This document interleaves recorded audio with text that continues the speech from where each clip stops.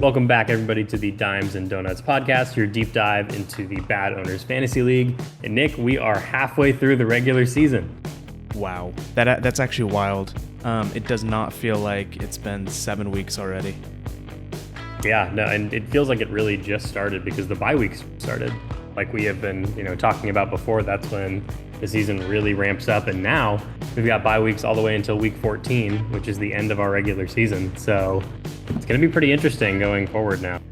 100%. I think that we touched on it a little bit already, but just the longer and longer you go, the more the fake teams that are very top heavy, it's very hard to keep up with that sort of structure. And so you really start to see who has the overall best team. Yeah, no, we definitely see talent starting to win out. And of course, we're going to go over that down at the, back half of our podcast. Thank you guys always for tuning in, especially for those power rankings. But before we get into the power rankings, let's jump into the Dimes of the Week. All right, so this week in Dimes of the Week, we have 5 teams representing the Plano Nukes, TD11 Tudgays, Atlanta Cicadas, Castle Rock Rockers, and Point Break FC, all having players show up to grab themselves a Dime of the Week. Not bad. Yeah, about half the league turning out. Yeah, which is great. We've had just about half the league turn out, I'd say, over the last 4 or 5 weeks. The first few weeks, it seemed like there were 2 or 3 people that had all the good players, but it's really started to kind of balance out. I love seeing. It's way more fun. 100%. So let's just hop right on into the quarterback of the week. Joe Burrow making a comeback again. He was on here last week as the quarterback of the week and is once again here for the TD11 Tudgays with 39.24 points. Yeah, watching this game, I think he was, really close to breaking not just some fantasy records. I think Lamar, like you and I were talking about pre-show, had 44 points in week 1 or 2, but he came really close. And with almost 500 yards of passing, he was going to break real records, like NFL records, if they had kept him in even longer. So absolute domination from Joe Burrow and his wide receiver group with 39.24 points. That's amazing if you're the Tudgays. You got to love this pick. 481 passing yards. That's absolutely historic. Crazy. But moving on to the running back of the week, Josh Jacobs with 36.5 points for the Atlanta Cicadas. Now, yeah, Austin Eckler almost had it. Really? What would he come at? He had 35.7. Wow.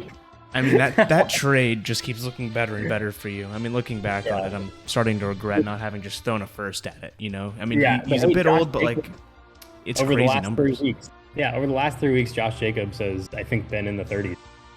Which is crazy. After a pretty slow start, he's really picked it up. I think he's, top 3 or top 5 in running backs now, easily. I'm sure. He's a fantastic running back. I feel like I had him in a redraft league last year, and it kind of scared me off of him.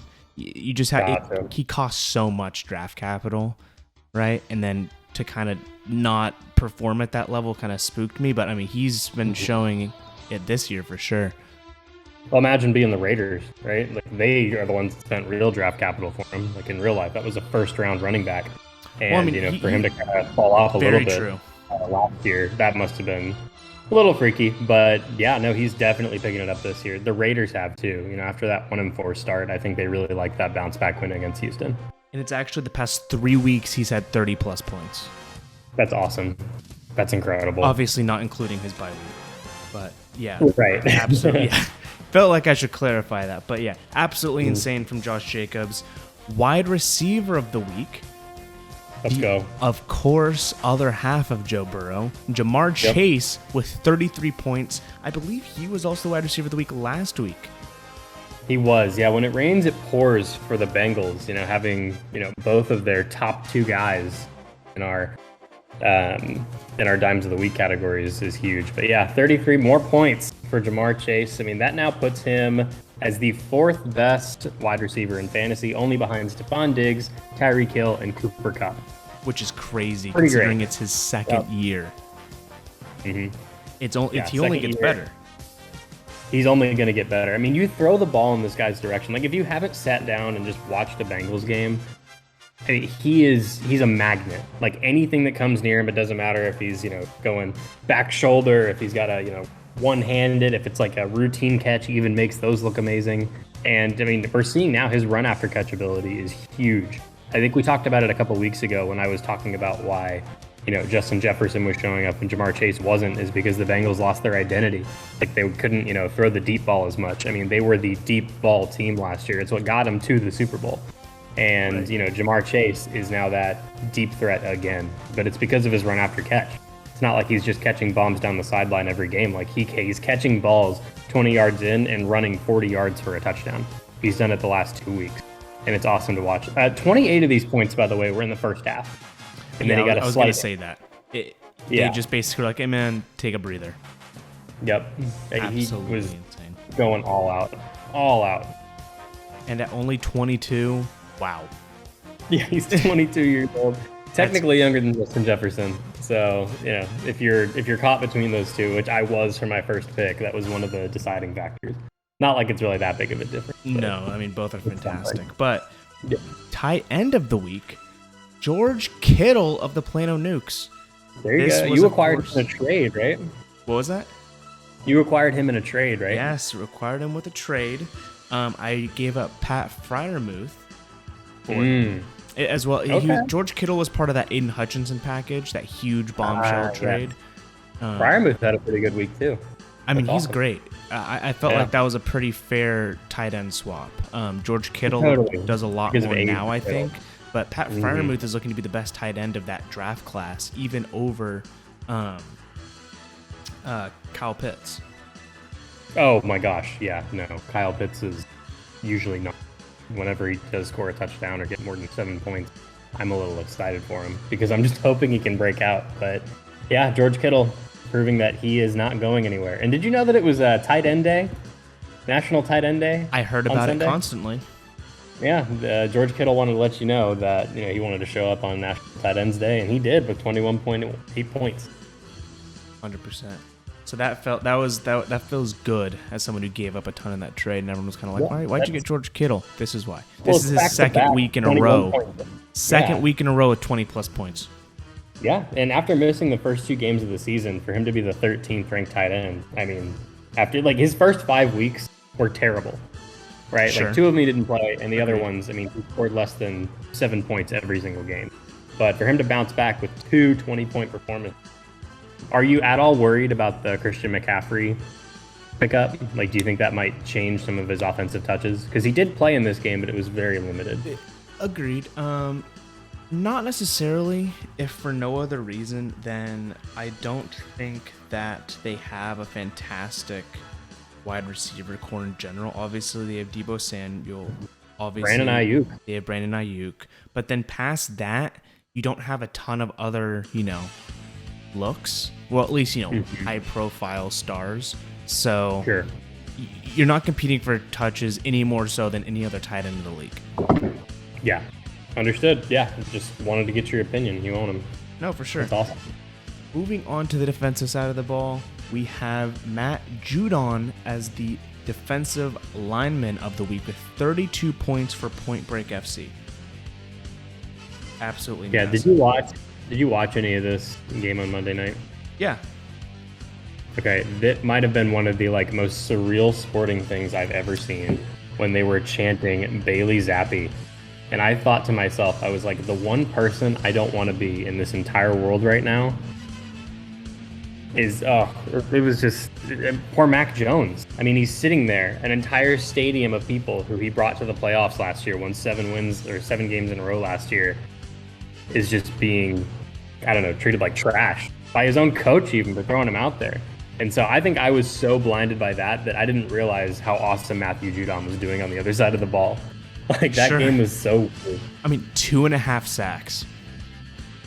Yeah, on Justin Fields. And I think what I've learned this year is that if you have a running quarterback, or you're starting a defensive lineman against a running, you initially are like, okay, well, he's probably not going to get sacked as much, so maybe I won't start him. It's actually the opposite.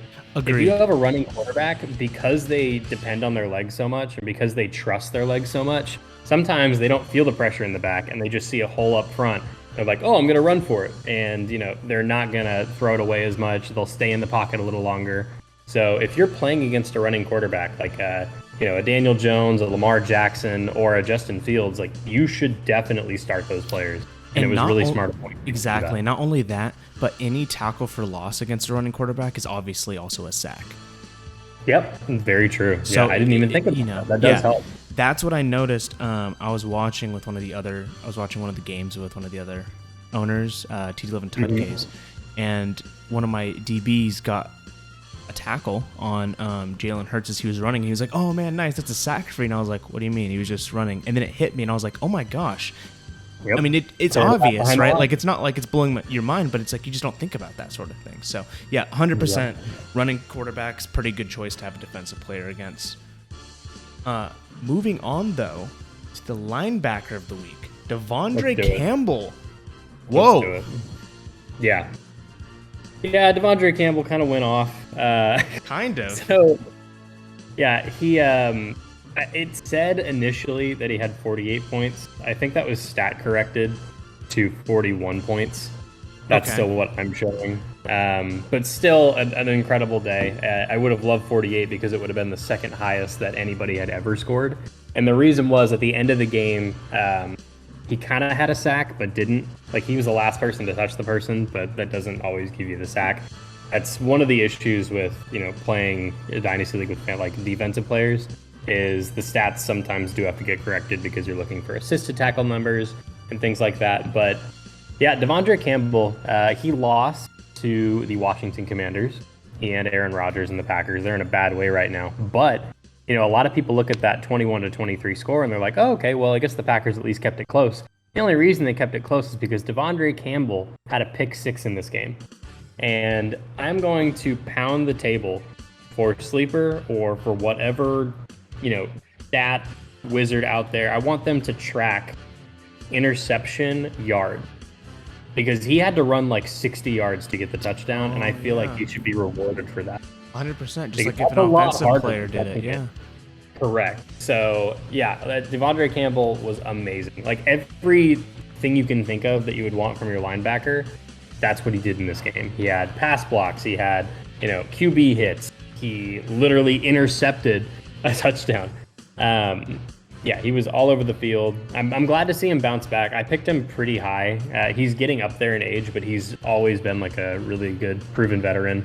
And, he's had a few 20-point weeks, a few, high 20-point weeks, but this is the first time that he really broke out and definitely helped me this week.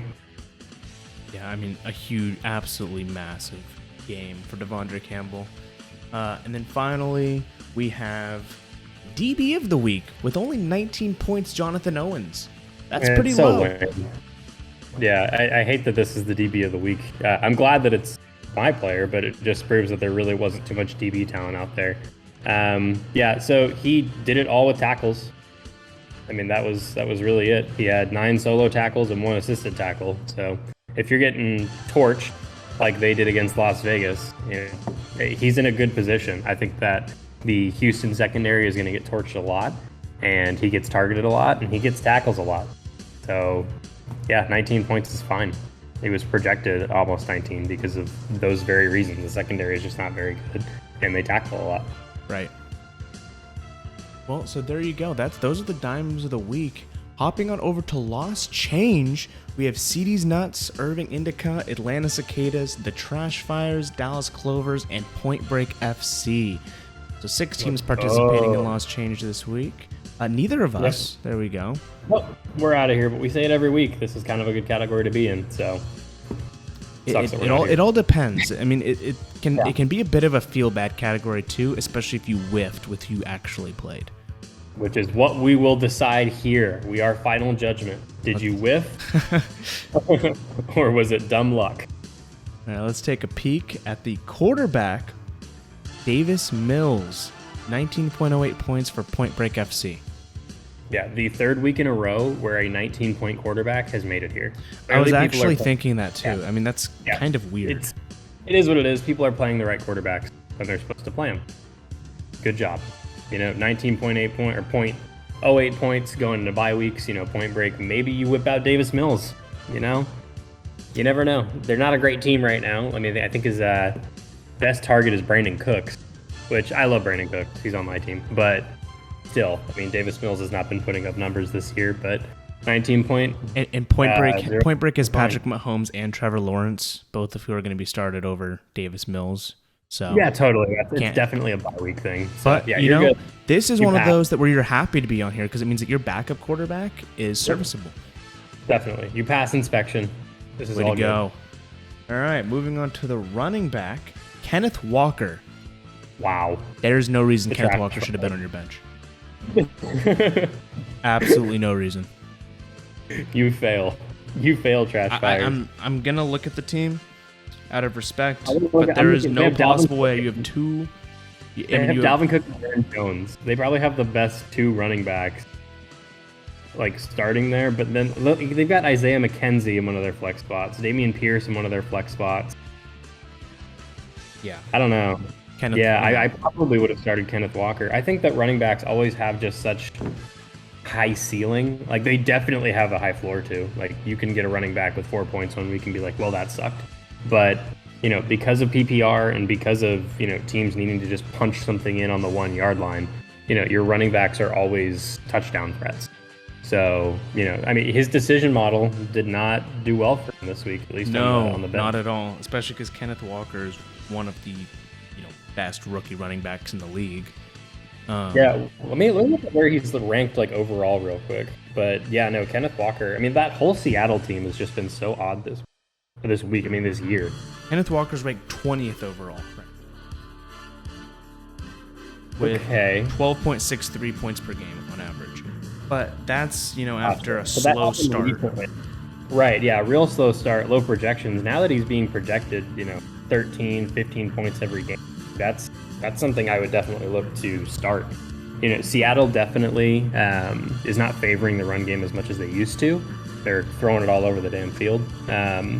But yeah, Kenneth Walker, I'd probably start him next week. We're going to give you a fail for this one. All right, moving on to wide receiver, Tyler Boyd for the Atlanta Cicadas. That's also kind of a weird one. Yep, you go through their roster while I talk about this real quick, and then we'll decide if they should have played him or not. 100%. But Tyler Boyd at 29.5 points. Again, it rained, it poured for the Bengals this week. When your quarterback is throwing for 481 yards, everybody's going to get touches. And when you've got T. Higgins and Jamar Chase taking away the number 1 and number 2 corners, Tyler Boyd is always open. Tyler Boyd is their third down threat. Tyler Boyd is he's their boy. Joe Burrow, whenever he feels, in trouble, it's Tyler Boyd or Hayden Hurst. Everybody on that roster gets touches. And yeah, for Tyler Boyd to score 29.5 points and Jamar to get 33, that's pretty crazy. So what's your assessment here based on their team? Now, I will say, they have a pretty solid wide receiver room over at the Atlanta Cicadas. Okay? Well, they got the most talented team in the league. I completely agree. So we're talking Devontae Adams as their number 1. Right? Which is fine. Nobody 100%. would ever tell you to change that. They played Drake London, who only got 1.9 points. Drake London's been terrible all year, though. That's where I'm kind of thinking. I understand the idea behind it. Drake London's an incredibly talented wide receiver, going to pay huge dividends long term. He doesn't have a quarterback. Yeah, nobody's talking about how. Yeah, well, that's true. But nobody's talking about how Cincinnati has a really good defense this year. They've allowed 1 second half touchdown all year, something crazy like that. Why would you ever start, especially when you've got Tyler Boyd there? Why would you start someone that hasn't, nearly broken the 20-point mark more than once this whole year? 100%. And then also, of course, Terry McLaurin, they started in the flex spot. Terry's fine. Yeah, especially against Green Bay. Their defense doesn't look as bad as we thought it would be at the beginning of the year, or as good. But, aside from that, I think this is a fail. Tyler Boyd is one of the best wide receivers in the NFL, despite being in a relatively packed offense. There's a lot of competition for touches and targets. He's huge. He's one of the best wide receivers in fantasy, currently ranked 17th overall. This is a fail. Yep. Tight end, Pat Freiermuth. We were just talking about him. Traded him over to the Dallas Clovers. I think that Pat Freiermuth is looking like the best tight end of his draft class over Kyle Pitts. And Dallas Clovers has not played him multiple weeks in a row. And I think this is his second time up here. They don't. Yeah, we have to they're remember playing Tyler Conklin over him. I think that's. Yeah, maybe they're getting scared about potential wins because this one makes very little sense to me. Because I think Conklin, he had some pretty good weeks to start the season. I don't know what he saw against Denver that would make him want to play anybody in that tight end position, because Denver's defense, you can say what you will about their offense, their defense is top 3. Like, they are incredible. Their linebackers, their cornerbacks, I mean, they're getting to the quarterback. I don't know. I would not have started Tyler Conklin over Freiermuth. No, not at all. I think it's wild. So, is that 3 wild choices in a row? Was that what? Like, so far, Davis Mills is the only one that we're like, oh, that's great for you. Everybody else, this is crazy. So far, Point Break is the only one who has gotten a good loss change. Yeah. Okay. Everyone else, not good. The next one. All right, let's take a look. Defensive lineman. Point Break is back up. Sam Williams. What a great pickup for them. I mean, anybody on that, Cowboys defense, especially the line, is a great choice this year. And is he a rookie this year? He's super young. Let's see. He is a rookie this year. Yeah, he's a rookie. Yeah, they got him this year in the draft, and yeah, I think that he's developing well. Anybody that gets to play under Dan Quinn and under that defense and under that system, it's a very simple system. He had 2 sacks this game. His first like 2 sacks of his career. Yeah, he looked like an absolute monster, and I don't blame them for not playing him, because I don't think he's getting like a crazy snap percentage yet. Nope. And he is still a rookie. He's still unproven, but I would not release him. I would not try to trade him. I would hold on to him, because anybody that's going to come up in this league with Micah right next to them is also going to get some pretty good sacks. 100%. I mean, this was a 38th round startup pick. He's had, like you said, sub 25% snap counts per game. Yeah. This is another way to go. This is a, diamond in the rough. Run. Nice find. So, again, Point Break with a serviceable miss on this week. God, what a great pick. I just wasn't even on my radar, honestly, going into the draft. And I follow the Cowboys pretty closely. But, yeah, that's a great pick. Awesome. Well, moving on over to a linebacker, Jalen Phillips, and we didn't jot down. Let me take a look at which team he's actually on real fast. He's on the Irving Indica. Apologies for not having that highlighted. But 27 points for the Irving Indica after 1.5 sacks.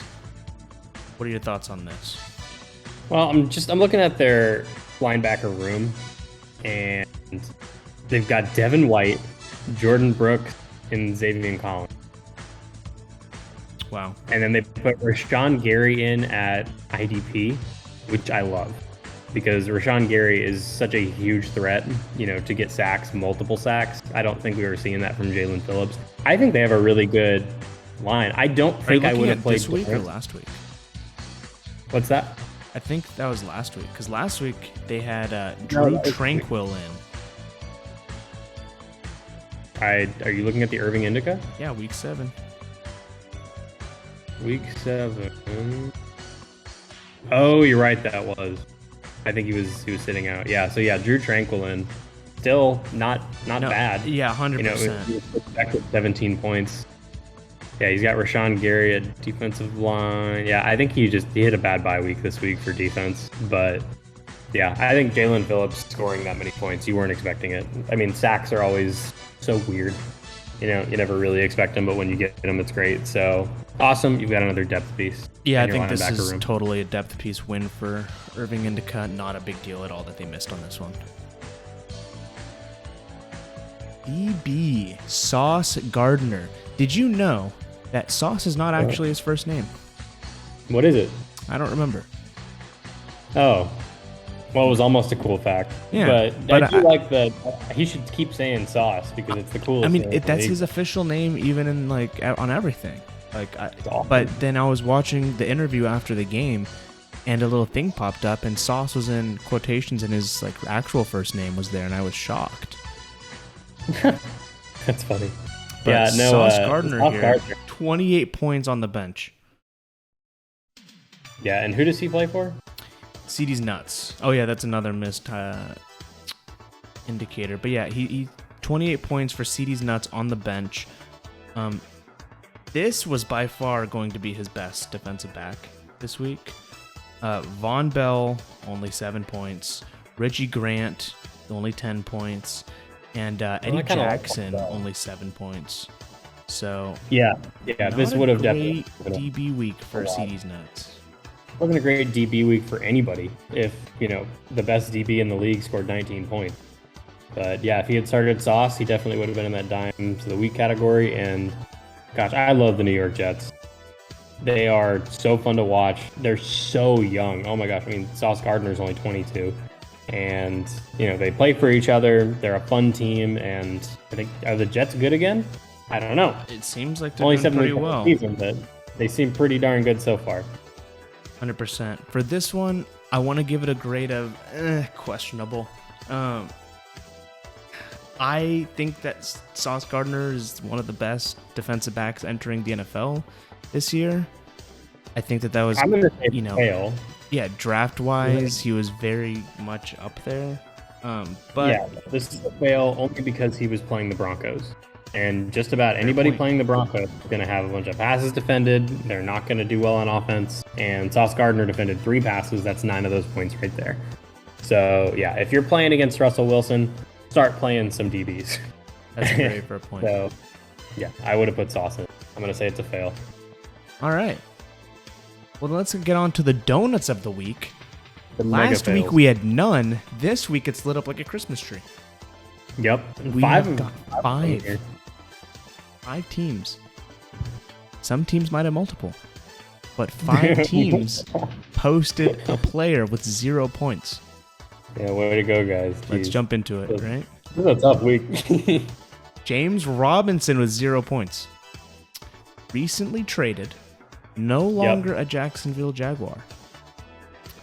Yep. Where did he get traded to? I believe it was the Jets after Breece Hall went down. Oh, yeah, he did because Breece Hall's gone. Yep. So Breece Hall goes down, traded to the Jets. James Robinson ended up with 0 points. Right. Did he play in that game on Thursday? He did. 17 snap 0 point percentage. He was targeted once, didn't receive it. Yeah, it looks like he hurt it. Just a true, honest donut. Yeah, he hurt his knee in that game, so I don't know if he played the entire game because of that. But, I mean, still, having 17 snaps and 0 points, that's awful. Awful. Yeah, 100%. Moving on, we also had Michael Gallup with 0 points. Another player who, he was on the field. He was... I'm surprised they started Michael Gallup. He was targeted twice, was on the field for 67% of the snaps, just never made anything happen. Yeah, it looks like they started... Their wide receiver room must have taken a big hit on the bye week. Because, they got Tyreek in, Juju. Okay, well, I mean, I don't know. They started Michael Gallup. I was expecting him to get a lot more targets just because it was Dak's first week back. And right. Dak loves Michael Gallup. They have a really good connection. So that really surprised me. Only 2 targets for 0 points. It might just be one of those things that, like you said, it's Dak Prescott's first week back. He's just getting back into the groove of things. I wouldn't panic yet.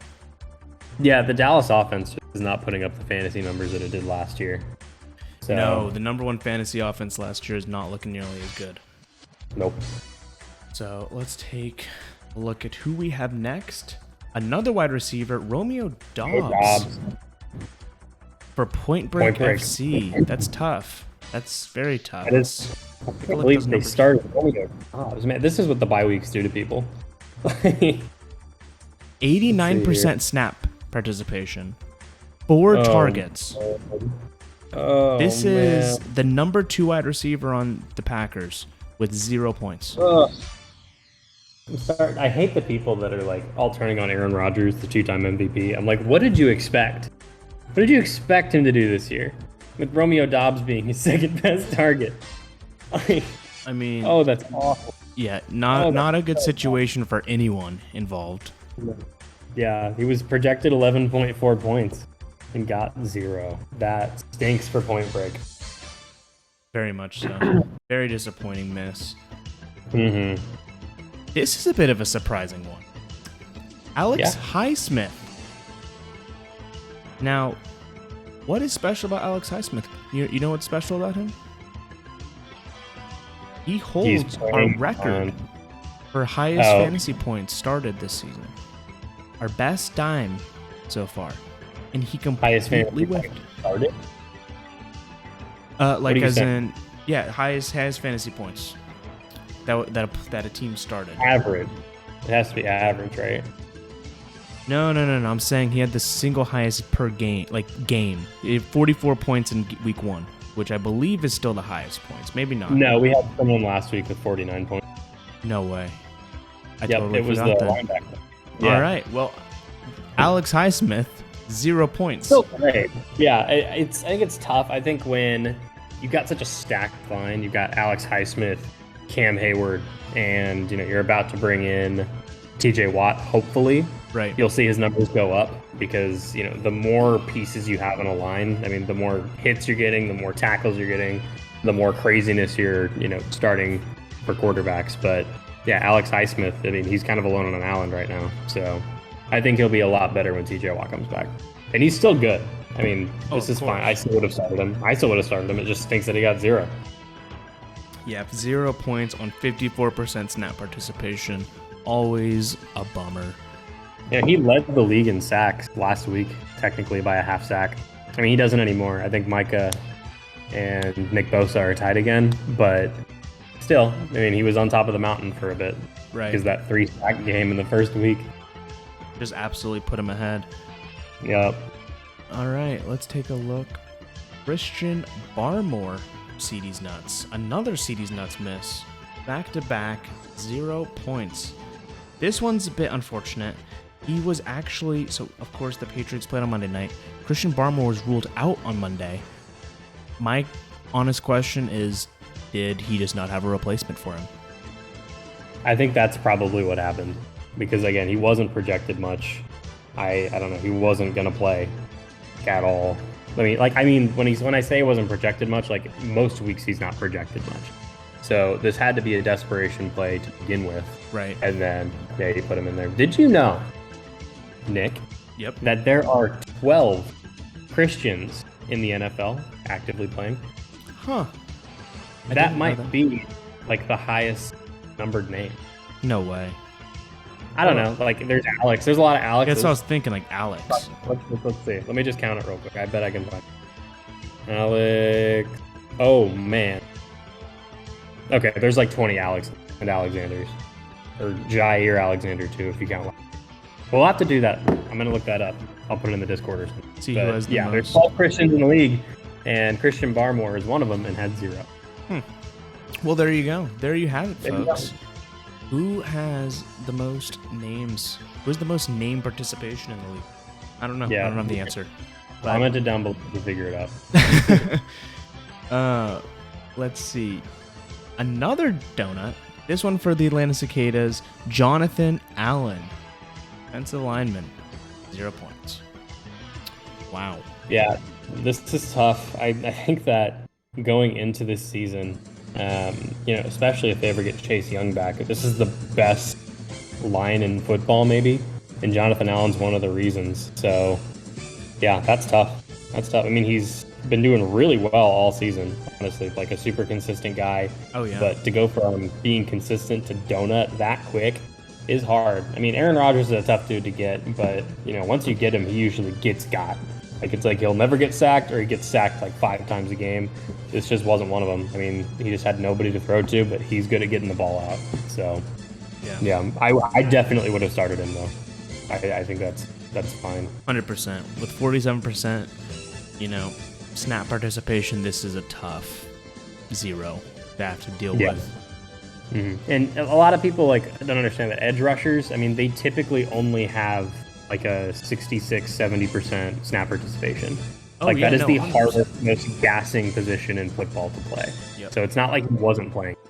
No, that's a super normal amount of snaps to take for a defensive lineman. About 50 to 60 is considered, a more heavily played lineman. Right. Well, at least on the defensive side. Obviously, offensive linemen take pretty much all the snaps. They do, yeah. It's, I mean, like more of like the edge rushers, especially. Right. Like if you're on the edge, it goes even farther. Your interior linemen can usually stay in a little more, but it's such a hard position to play. And you're getting bumped in the chest every play, and you're supposed to go 110% speed. Oh, I can't imagine. It's got to be real tough.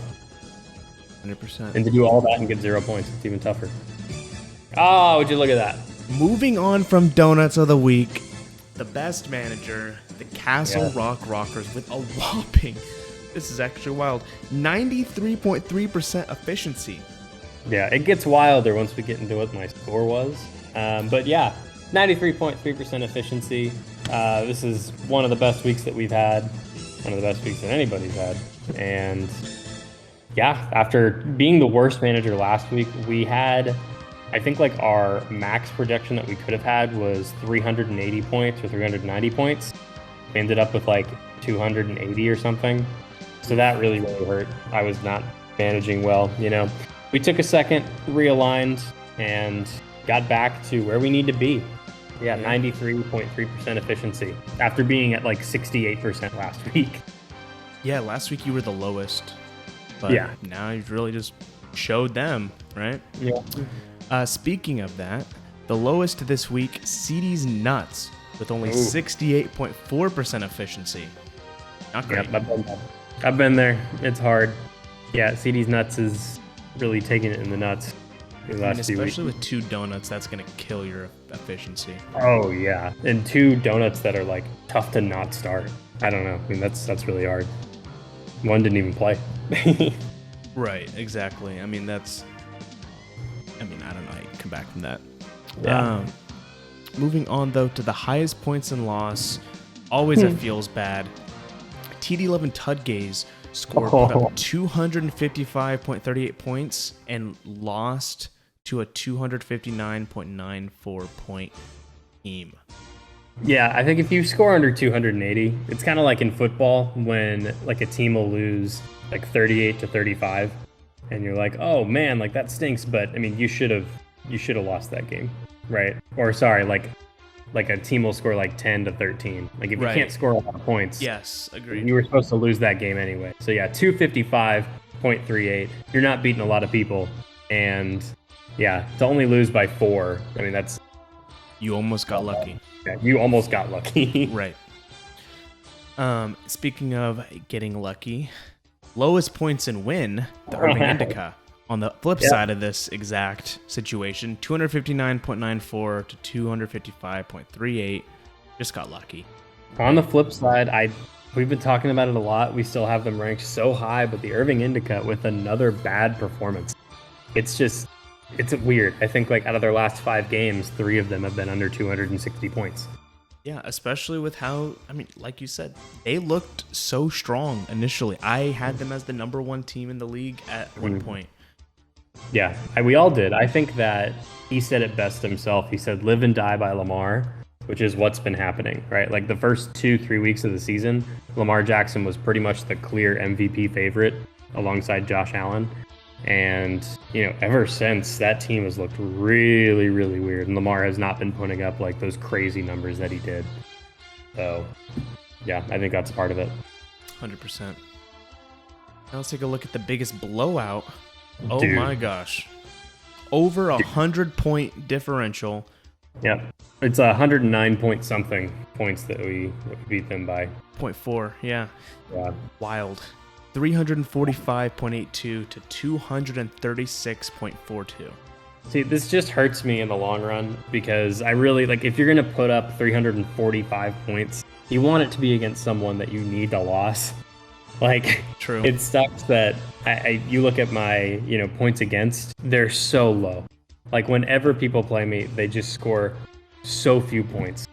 And it stinks because it makes it look like I get lucky every week. But I swear, it's just because people don't want to score. Whatever you say to make yourself feel better about the fact that you just keep lucking into wins. Yeah, whatever.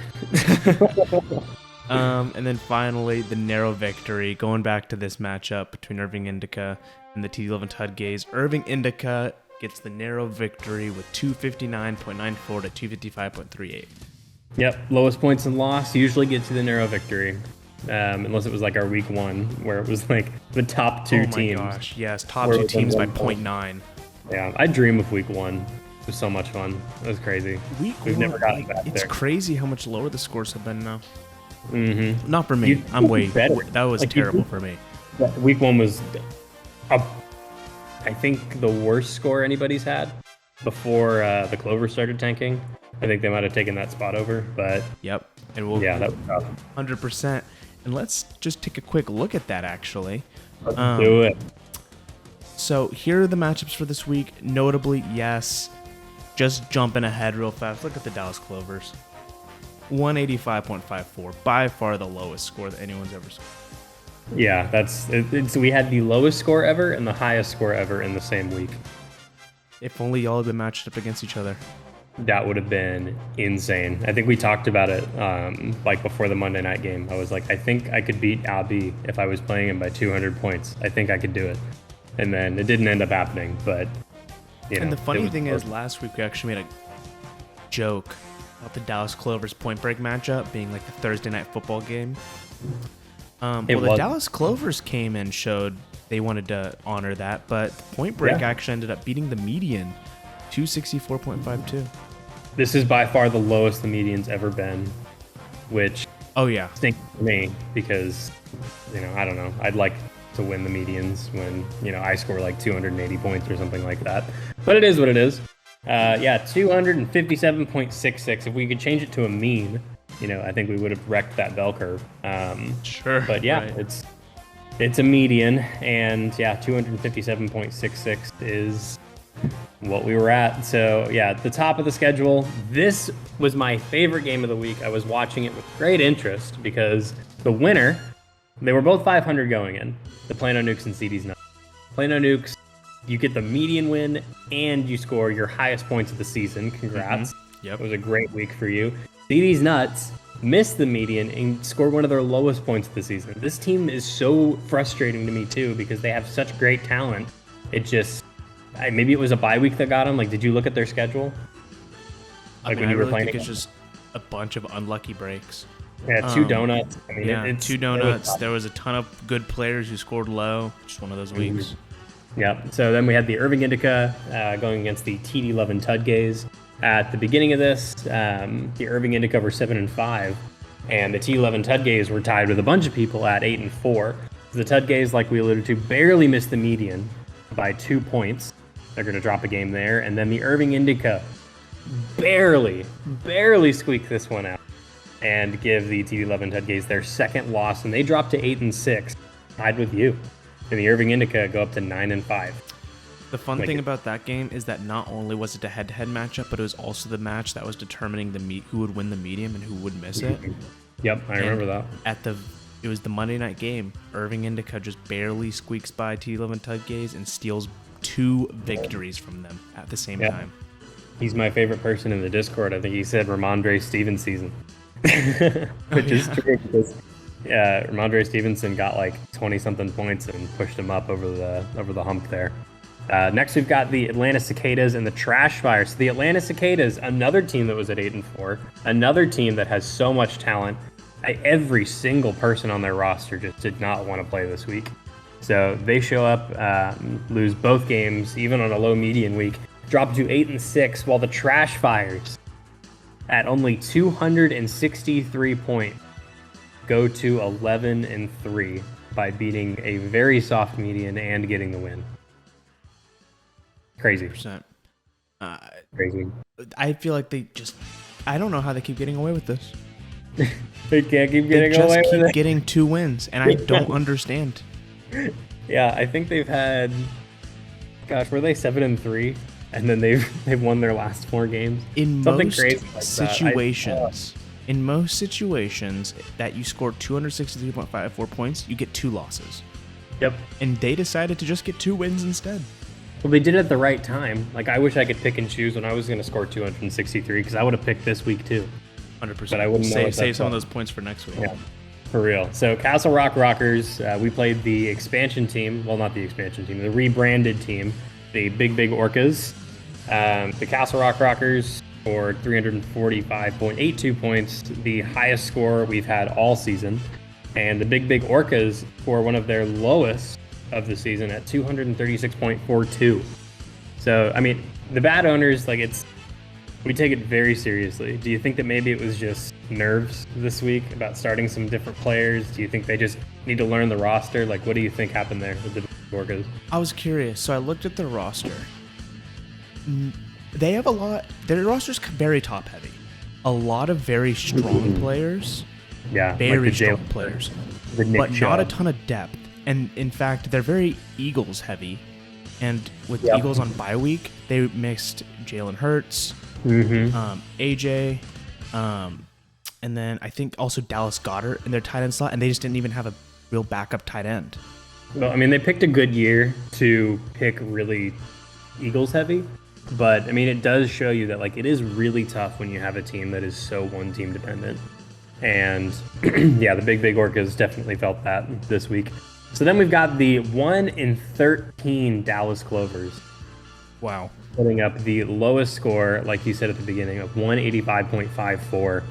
They faced the Point Break FC, who scored 264.52. Like you said, typically that's a 2-loss number, but they get 2 wins here because they're playing the tanking franchise.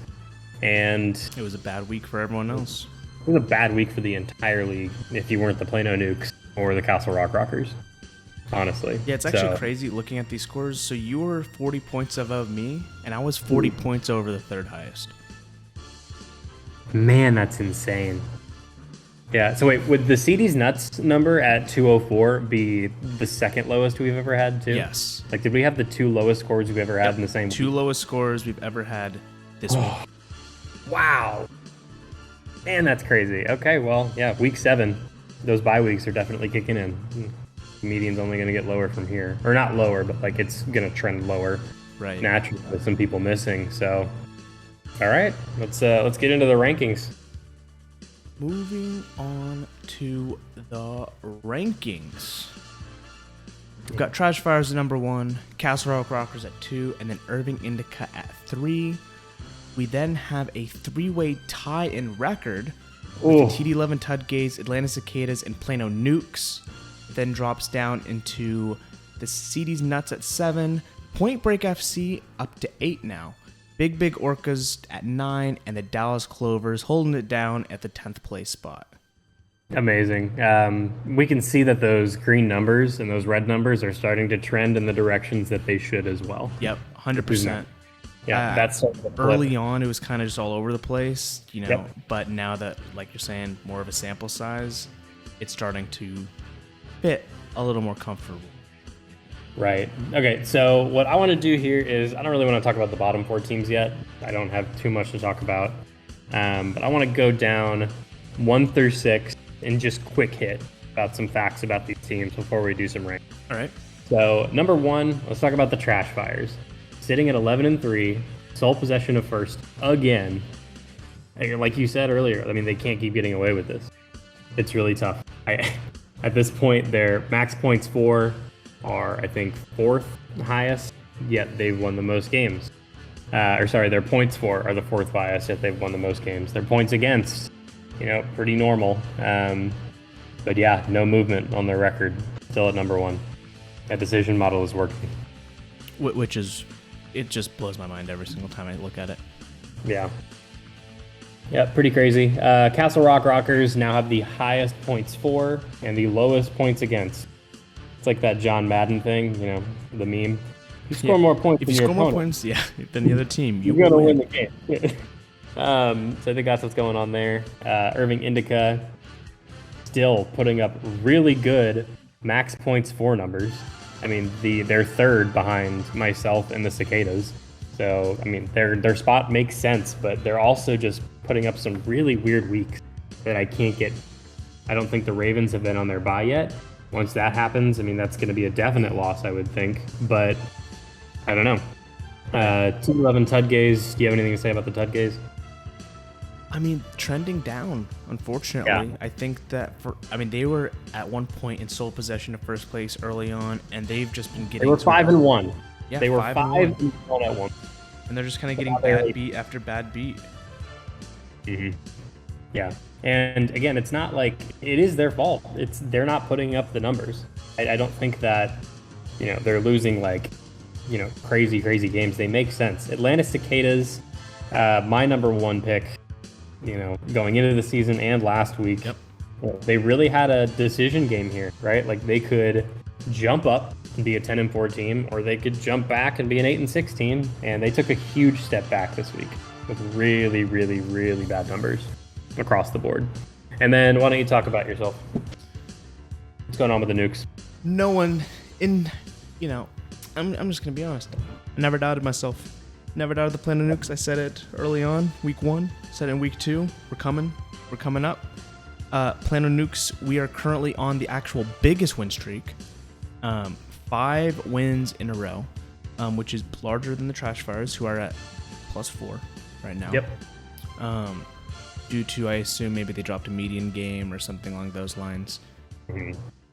I'm pretty happy about this. I think that my team is hitting its stride now that we are getting into bye weeks and injuries. I think it's really starting to show the depth of my team. I think that during the startup draft, there were a lot of trade backs that I performed in order to solidify a lot of depth pieces for exactly these sort of situations, which meant that, maybe in the initial first weeks when you could start all of those guys, it hurt me a little bit. But now, one, I just had more options to try to hit on some lucky hits. Like, I was able to pick up L'Jarius Sneed in a very late round, who ends up being an absolute stud.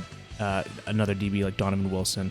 But all in all, now that we're on the up and up, hitting our stride at the right time, figured out who our best players are, figured out who our kind of the shouldn't have drafted those guys are, we're only going up. Yeah, that L'Jarius Sneed pick is insane. Like that was incredible. Okay, yeah, I'm eating some crow. The Plano Nukes are doing well. I thought that you were not going to be a playoff team just because of your 1-3 start, and yet you've gone 7-3 the rest of the way. So congrats to you. CD's nuts. We are now talking about the teams that are projected to now miss the playoffs at 6-8. They had another hot seat game where they could be over 500 or sub 500. They went sub 500, putting up the second lowest score we've ever had. Having 2 donuts, having some really, really weird roster things happen. I still don't know. I still think they're going to battle for that 6th spot going forward. I don't know if they're going to be battling you, or if they're going to be battling the Tudgays or myself, or where they're going to be battling, but I have to imagine that with the talent on that roster, they will be in it. Point Break FC, very Chiefs heavy. They're going to drop an entire week of games and go 0-2, like they probably should have this week as soon as they hit the bye week. So something to look forward to there. And then the Big Orcas. Do you want to talk about the Big Orcas? Yeah, Big Orcas, it's been slipping. I think that they are, like I kind of previously said, a very top-heavy team. A ton of first-round talent. A ton of studs. Like a lot of people would be very happy to have on their team. But the depth is concerning. I tried to trade him this week. I don't remember what it was for, but yeah, I like their wide receiver room. I think that they're going to be a great team moving forward. We're halfway through the season, but we're still only halfway through the season. There are 14 more games here. They could be a 18-10 team. And the thing too, the scary thing is all of their in quotations win now assets are still so young that they're not win now assets. They're just now opening up a window. A bad season this year isn't the worst at all for them. Get some good draft picks, and then you have a serious championship contender next season or the year after. Totally, yeah. They've got Amari Cooper and they've got Michael Pittman. Those are 2 number 1 targets on both teams. Like that's huge. There's a lot. AJ Brown. There's a lot to like. Chris Olave is amazing. Yep. I love him. Like that was a great pickup. And because I don't think Michael Thomas is ever going to play football again, or maybe he just doesn't want to. That could be an even better pick. moving forward. So, yeah. And then the Dallas Clovers, what is there to say about the Dallas Clovers? They have the lowest points for, the lowest max points for, and they have the worst record. They have 15 draft picks next year. They have 15 draft picks, 6 of mine. So, yeah. Yeah, a bunch of mine as well. They're just hoping to perform better, but unfortunately for them, with me climbing up, those draft picks I traded them are getting worse and worse. And especially if, mine are not looking great make a either. playoff run, they're not as great. It still is 15 draft picks, 6 of which are in the first 2 rounds, so not bad. Oh, yeah. Of course. And when there's only 10 people in the league, like, you're drafting top-tier talent. Especially when you consider, just like the NFL, I mean, they're drafting offensive linemen and a bunch of stuff that we don't even look at. So, right, and not only that, but with IDP, since we play both sides of the ball, the first 2 rounds are even more valuable than in a traditional league. Oh, totally. Yeah, I agree. I think that picks are definitely valued highly here, and for his sake, I hope that his max points for continues to drop. Right now, he's really clearing the way out with those 2 scores of last week, and by really clearing house with some of the better players on his roster. So, yeah, Dallas Clovers could be a problem in like 3 years. Right. So, yeah, we'll have to look at that. Okay, right. Cool. Let's get into top 3, and then we can sign off. All right, so who are you thinking are your top 3 teams in the BAAD Owners League as of right now? I think my top 3 teams, I'm still going to go Cicadas at 3. I think their talent's just too good.